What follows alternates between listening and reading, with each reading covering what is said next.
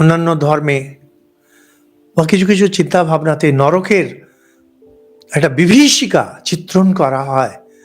তুমি ধর্ম যদি না মানো, তুমি এই ঈশ্বরকে যদি না মানো, তুমি এই ধরনের নরকে এইভাবে তোমাকে পোড়ানো হবে, ডোবানো হবে, ইত্যাদি ইত্যাদি। হিন্দুরা এভাবে যায় না।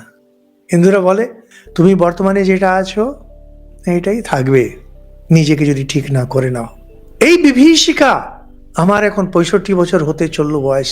এই 65 বছর বয়সে জীবনে যে বিভীষিকা আমি দেখে এলাম, বাচ্চা বয়সে সেই পড়াশোনার ভয় থেকে শুরু করে, এইদিক যাবি খোঁস্তা ফেলে মারবো, ওইদিকে যাবি ঝাঁটা ফেলে মারবো। ঠাকুর কথা মতো বর্ণনা করছে সারা জীবন কি খেলাম, এদিকে কোঁস্তা ওইদিকে ঝাঁটা, আর কি পেয়েছি? কিছুই না। আমি একটা পড়াশোনা করার লোক, একটা ভদ্র বাড়ির ছেলে, তার এই দুরবস্থা।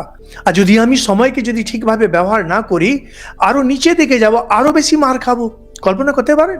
সময় যদি নষ্ট করা হয়, আরো নিচে যাবেন, দিয়ে আরো নিচে যাবেন, আরো নিচে যাবেন, আরো কোঁস্তা ছুঁড়ে মারবে, ঝাঁটা দিয়ে মারবে, লাঠি দিয়ে মারবে। এটা বোঝা কোনো রকেট সায়েন্স না, এটা বোঝা অত্যন্ত সহজ।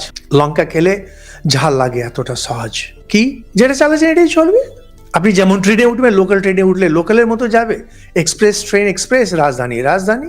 বিদ্যারূপী ট্রেনে যদি আপনি ওঠেন, বিদ্যারূপী এটা রাজধানী, ভালোভাবে যাবে। আবার এসে জিজ্ঞেস করবে, স্যার ম্যাডাম কি খাবেন? লোকালে যদি ধাক্কা খেতে খেতে থামতে থামতে কোথায় কি হবে।